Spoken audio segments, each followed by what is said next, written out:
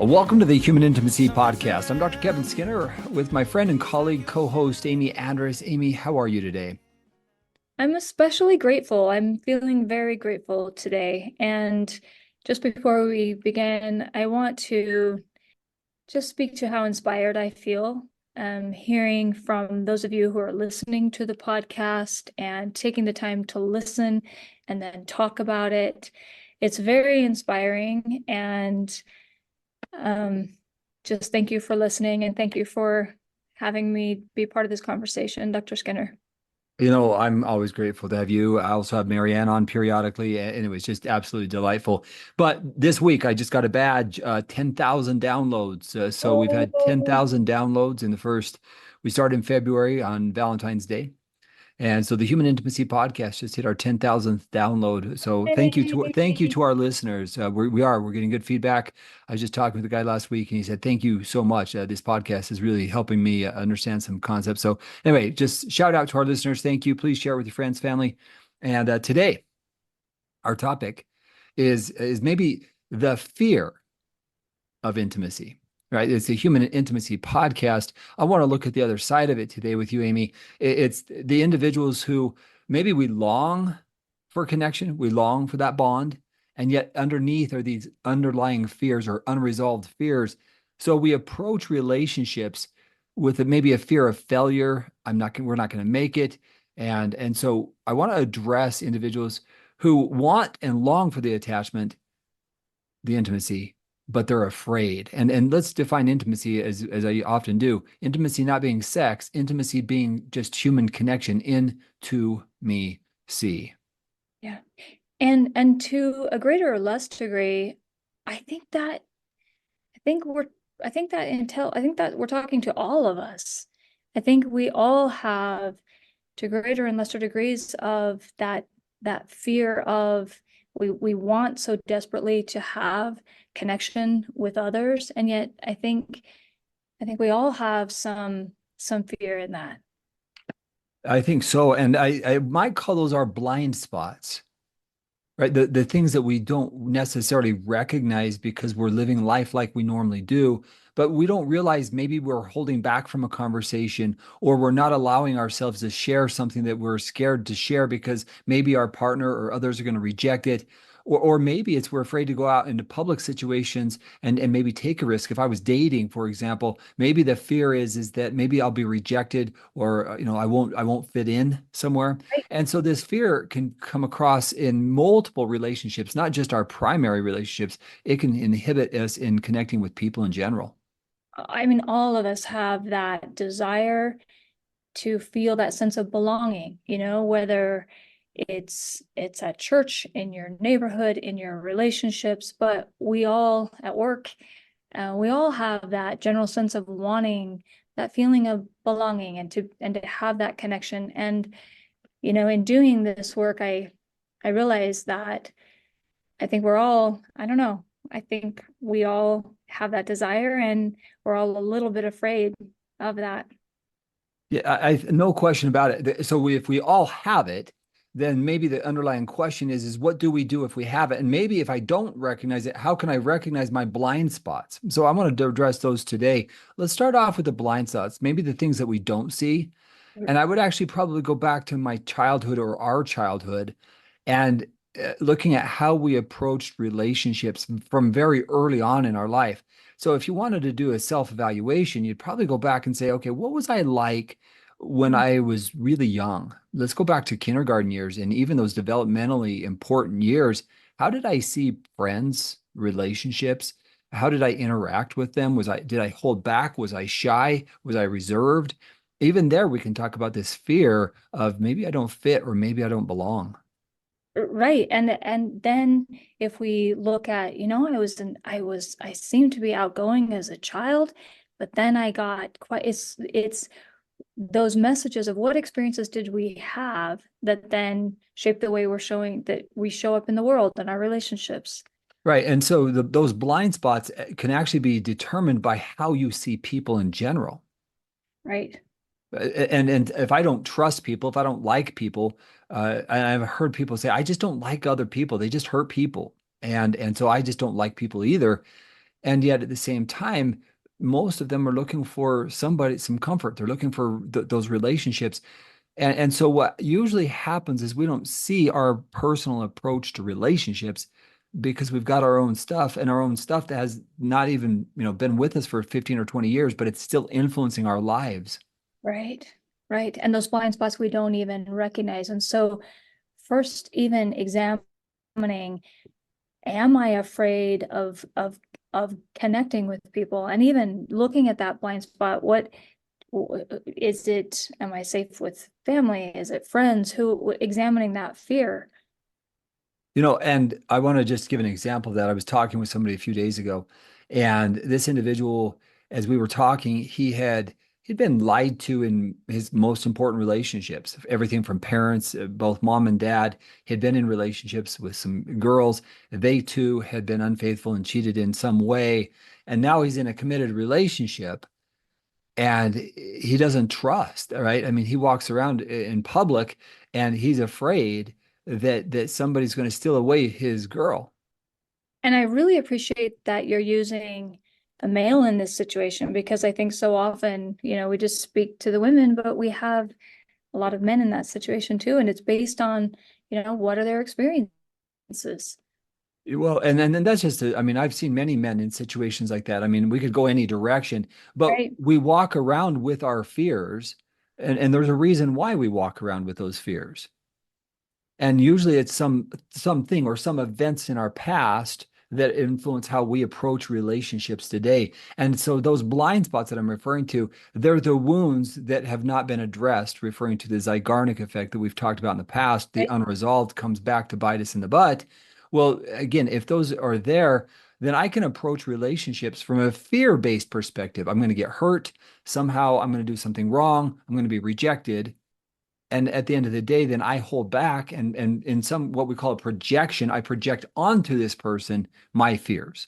Right. And then we have that self-fulfilling prophecy that if if people are going to hurt me, then what do? We self-protect. And then what tends to happen? We distance, and then we end up being hurt out of that space of trying to self-protect, right? Yeah, and so to our listeners, I'm going to invite you to do some self-reflection here, right? Are you holding back from others because of your own fears? And can you even identify the fears, the voice of your fears, or not? And I love that self-reflective question of, when did I first start feeling this way? Really examining that wound. Yeah, and again, you might be surprised. It may have been an event that occurred in your early childhood, 4, 5, 6, 7, 8, 9, 10. It could be being bullied on a playground. Oh gosh. And we hear that one really common, I think, when we work, especially with those who have addiction. How often is there bullying? That's very common. That's right. That's right. Uh, And so again, I don't know your specific experience to our listeners, but I do know that if you have a fear, it really is insightful when you do that kind of work and you look at your story, your personal story, what I refer to as key life events. And when we look at our key life events, we often get tremendous insight into events or experiences that have held us back or are holding us back in our current relationships. yes, I love that. When did I first start feeling this way? And then conversely, with whom did I feel safe? With whom did I, contrasting that, when did I feel that I needed to be fearful or be protected, but then who did I feel safe with? And that idea of who did I feel safe with, when you and I both have met with individuals that there isn't somebody that they have felt safe with. So when you ask the question, who would be a nurturer or somebody who's maybe a caregiver, somebody who's taking care of you and somebody you could turn to emotionally, and they shake their heads, they start crying. I can't think of anybody. Well, of course, if you can't think of anybody, you would have a fear of intimacy, a fear of being seen, because nobody's really spent time to see you. Right. And that's one of those moments, I think, that always kind of breaks our heart when we ask that question, and the tears come, and it's, I haven't had someone. Or then it's, well, I had, a grandma, and they recognize with whom did I feel safe, and then what's my earliest time that I didn't feel safe with others, and that fear of being close, examining those wounds. So maybe if we can just put this in a kind of a sequence or an order, if you want to do some self work and identify maybe those blind spots or those places, go back and look at your story, look at the memories, what we would call the key life event, and explore them. Now, sometimes they may be so painful or traumatic that it would really be helpful to have a therapist to talk to because, again, these are sometimes they're very difficult experiences that are preventing you from having connections because of the fears of being hurt. Absolutely. And I think it's also helpful to walk through those key life events with a therapist to be able to identify the patterns and the different ways that it's, oh, so you are, having someone who doesn't have the blind spots be able to see that connection of, so you're showing up now how you did when you were, at this age, and being able to help you make those connections. Yeah. So maybe it's that first step. Let's look at those key life events, get some personal insight. Now let's transition for a second, Amy, to okay, I have these fears. What do I do with them? Because they're holding me back. And in some cases, they're ruining my relationship because I get close enough to people and then I pull back because I don't want to be hurt. I don't dare take those kind of risks because of those fears. And that's where, coming full circle with how I said I feel so inspired working with individuals who are willing to first speak to, I am afraid, and help me be able to identify some steps that I want to take in order to take that step to, this is painful, that I feel lonely, and I recognize I don't want to feel this way, but I'm terrified to take that step. And that step sometimes requires and often requires in intimacy, the concept of being vulnerable, Oh, always, doesn't it? right? Allowing ourselves to speak up, to show up, to express our fears or worries or concerns. But we then also have to know who is safe. Right, right. And that's where just even recognizing coming to see a therapist is vulnerable.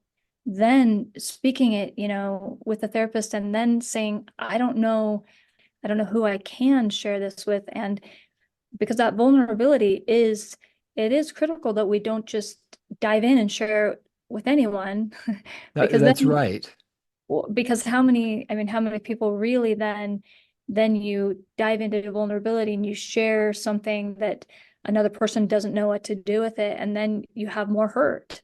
Yeah, so exactly what you're saying. A few years ago, I added a question to the assessments. I've been gathering research for years on individuals who've experienced infidelity and sexual betrayal. And the research I did was really exploring how people responded to you if you did reach out for support.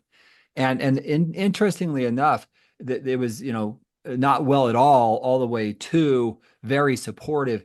And over 50% of people said it was somewhat helpful, but most people, so from somewhat helpful all the way down to it was not helpful at all, most of people saying it wasn't helpful at all. Well, because other people don't know what to do with it, and so then they, out of their own discomfort, they just say something, and they don't know what to do with it. A challenge that I had was, finding out that my youngest child had Down syndrome.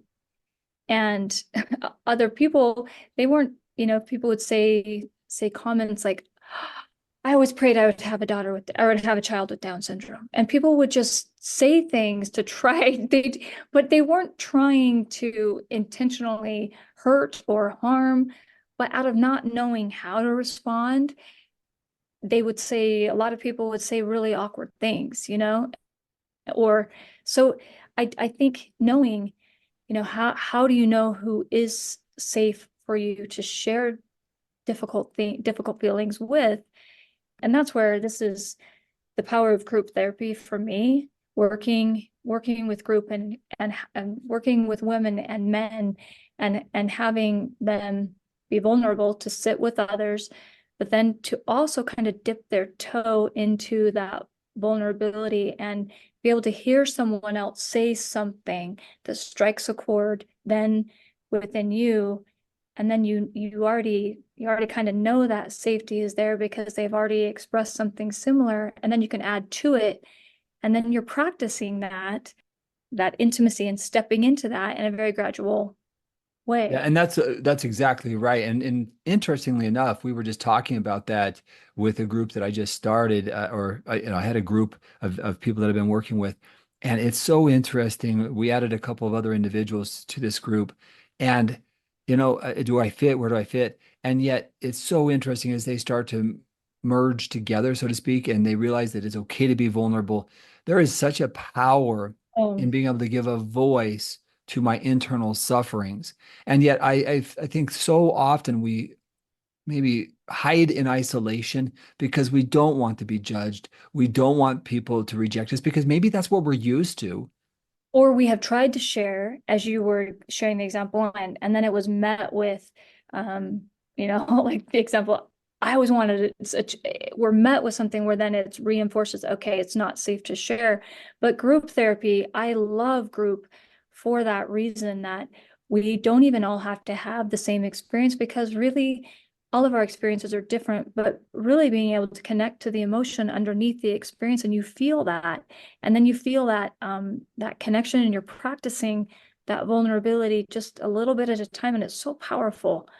Yeah, and borne out in the research. It's just there is just a reality of when I call it suffering in silence. When we suffer in silence, what we don't realize is there are other people who not only understand they've been through it, and maybe they've already crossed over some of the elements of that bridge, and they've done some things that have helped them that they then share with you. And that's one of the things that I found the power in a group when somebody says, I was in a situation, here's what I discovered, or here's what I learned. It's almost like this lifeline of, wait a second, I'm not alone. I feel understood. And that person's been through it. And look what they did, and look at how they're doing.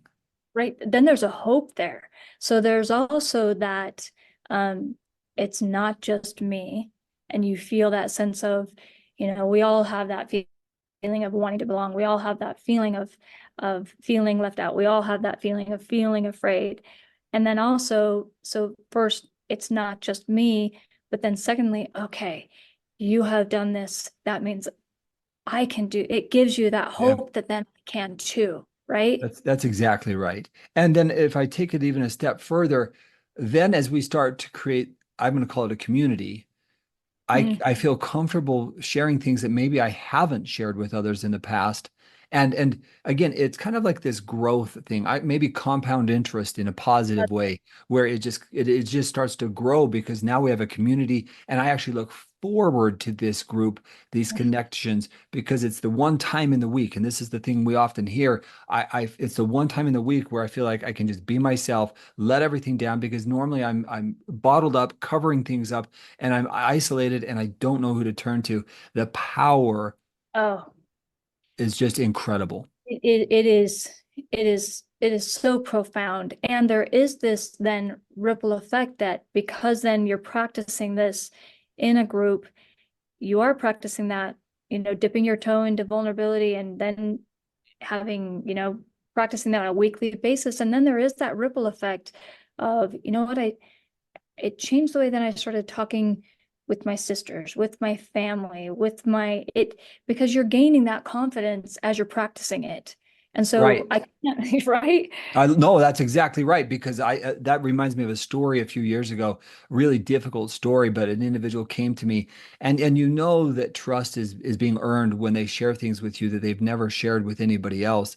And this individual shared just a very painful childhood experience, a childhood memory, first time ever talking about it. And interestingly enough, as I knew that, again, when people carry things for 10, 20, 30 years, you know Mm. that it's been bothering them, eating them up, influencing. But this individual had been depressed, and after she shared with me her early life experiences over the next few weeks, what was fascinating is the depressive symptoms that she had been experiencing. She came in, and literally, if you would have watched and seen her body, it was a different body when she came into my session, but it didn't even stop there. During the next few weeks, she talked with her mom, she talked with her sister, and felt validation. And because she was willing to be vulnerable and let out that internalized suffering that she was so afraid that her family wouldn't respond well to, not only did they respond well, but they were so loving and kind and nurturing. It literally, if you could have seen the demeanor from time A to time B, you might not have even recognized her. And we get to see that, right? When we can see that heaviness, them letting go of that heaviness and sharing. And every time then you do go back, and it is so, that's why it is inspiring to work with individuals willing to go back and face their painful events. But every time then it's shared, you can, and you notice that lightening. That's exactly right. So I want to take it a little bit further here for a second, because I know that some of our listeners are saying, yeah, but I don't have anybody. And a group is a little bit, I'm a little bit, that may be too hard right now. So what do you recommend I do if I'm afraid to go into a group right now and I really don't have anybody? Uh, what are some of your initial thoughts on the individual who's like, I'm not ready for a group, but I don't have anybody? Where would you go with them? Mm. That's, as you were saying, first getting curious about the pain. And I think if you're even drawn to listening to the podcast about intimacy, you're really craving it, as we all are. So even recognizing, when did I first start feeling this way, and being curious to to what you are feeling, what are my thoughts, what am I afraid of, and examining those fears. That's I a think great first starting point. curious. Yeah. Yeah. And I think if we start getting that kind of curious, my next step to what you just said is now I'm curious and I'm asking those kind of questions. Get out a piece of paper and a pen and put it to paper. That's like taking what's coming through your mind and really enhancing it by putting it on paper. I've seen people gain tremendous insight by being willing to put it on paper. That too is a form of vulnerability and can really accelerate that insight that we need to overcome our fears. That reminds me, putting it on paper. I had a client, it's been now 10 years ago, and she would write down every time she had a critical voice come up, and she would rip it off and she would just stuff it in her bra. And then at the end of the day, but then she would pull it out. And first she was paying attention to and recognizing when that critical voice, when those fears crept up, to be aware of it. Mm, And she was too fearful of doing a group then. We were doing individual work, and her pain had gone back to where she was a little girl. And first it was, she came in and she was courageous to come in and speak to that pain. But then it was also having her pay attention to how frequently that critical voice was creeping up, and jotting it down. And she said, I didn't even notice how much how prevalent those, and she had been betrayed, and she and her husband are in a great place now. And she mhm. actually ended up, you'll becoming, you will love this. She ended up becoming certified in Kristen Neff's self-compassion work. Mm, love it. Love And it. it started from her identifying how frequently that critical voice was was was creeping up.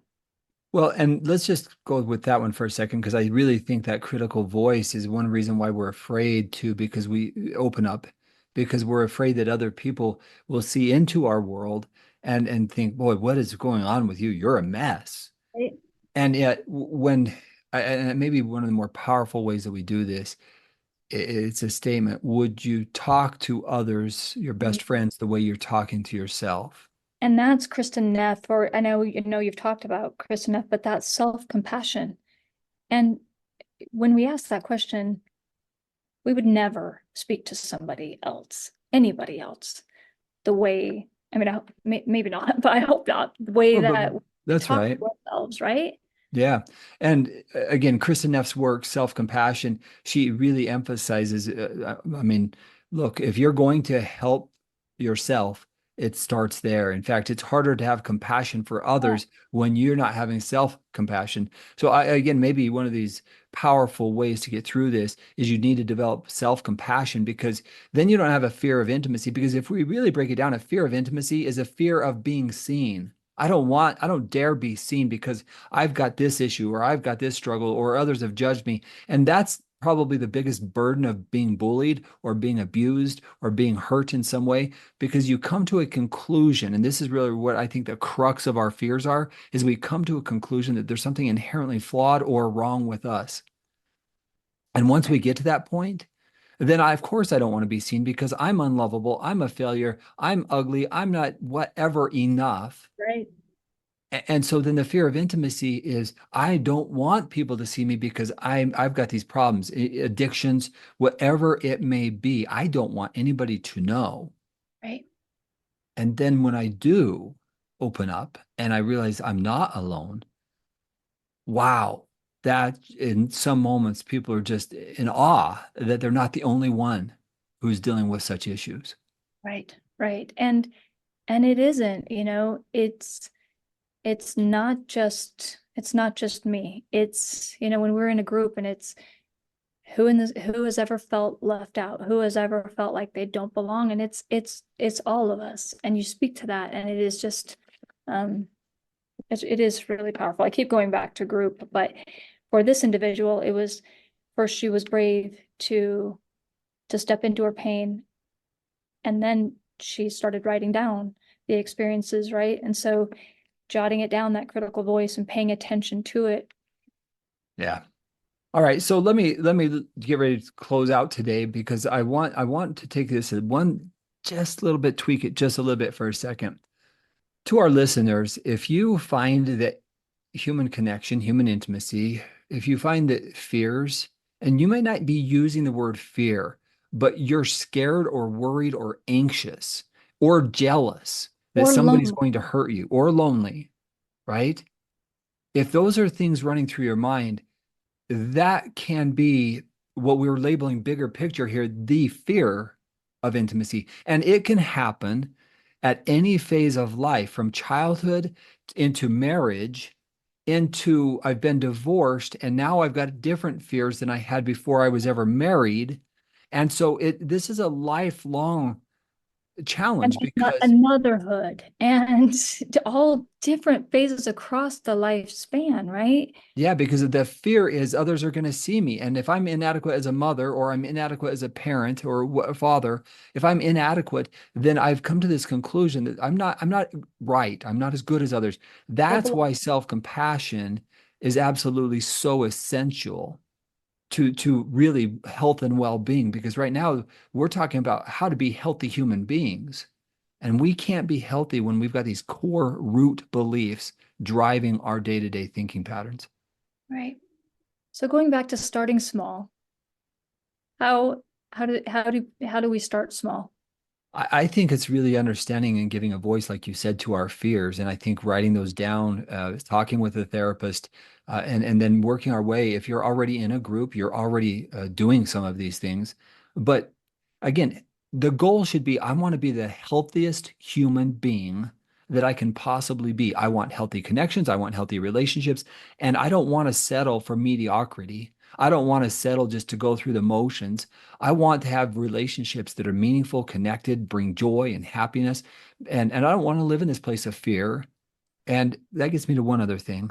And that's to our listeners who are in relationships where your partner's actions trigger fear because they're not consistent, they're not faithful, they're not whatever, and they create it. In situations like that, the fear of intimacy is not necessarily, I don't want to be seen, it's I don't want to connect with you because you hurt me. Right. And that's a different population because we're talking to individuals whose fear of intimacy, it's with a specific person or group because those individuals are not safe. Right. And that's appropriate boundary to say, I don't want to connect because I don't feel safe. Going back to the fundamental principle of all human connection is we don't connect if we don't feel safe. Final thoughts, Amy, before we get ready to close up shop. Oh goodness. I just applaud you for listening to the podcast and for going on the journey of wanting to be your very best self in the most connected way with yourself in relationships, because really we want to be more than just surviving. We really want to be happy and joyful and to have peace. And that, my belief is, that really does come from our connection with others and our relationships. And so just really encourage you to take the journey of examining your fears of connecting, and then identifying that and start moving toward it in small steps. Yeah, awesome. And my final thoughts would be this, we live in a time where there is a lot of worry and a lot of fear and a lot of anxieties. So a fear of intimacy would just make sense, Right. just because we're so afraid of being hurt, or in being in relationships where we could be hurt. And yet it's not what we're designed for. We're designed for attachment. We're designed for connection. And so my final thoughts are, do some self-introspection like we've talked about, and then find your people, the people who are safe. Because if you feel safe with at least one person, then with that one person, I don't have a fear of being seen or a fear of intimacy. I'm actually confident in your presence. Find that Right. in your life and find that person. It may take you time, but if you'll put in that effort, I guarantee you'll feel less lonely, less fears. And then what you begin to realize is it's not just this person's also safe, and that person's also safe. And That's now you're awesome. finding your tribe. Yeah. All right. To our listeners, thank you so much for being a part of the podcast and part of the 10,000 downloads we've had. We invite you to continue joining us each week as we share, really, my biggest desire is the concepts that help us overcome our fears so we can form deep human intimacy in our lives. Thank you so much. And Amy, always a pleasure to be with you. Thank you.